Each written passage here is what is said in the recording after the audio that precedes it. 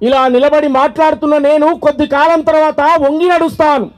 ఇలా నల్లగా మెరిసే నా జుట్టు తెల్లబడిపోతాది, ఇలా నిగనిగలాడే నా చర్మం ముడతలు పడిపోతాది.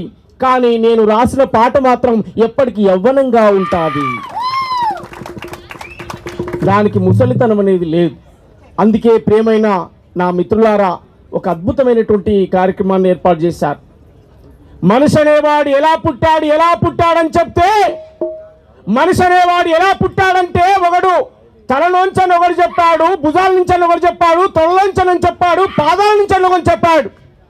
కానీ బుద్ధుడు వచ్చిన తర్వాత, ఒరేయ్ మనిషి అనేవాడు ఎవడైనా తల్లి గర్భం నుంచి పుడతాడు కానీ తలకా నుంచి పుట్టాడు రా వెదవని చెప్పాడు గౌతమ బుద్ధుడు వచ్చిన తర్వాత.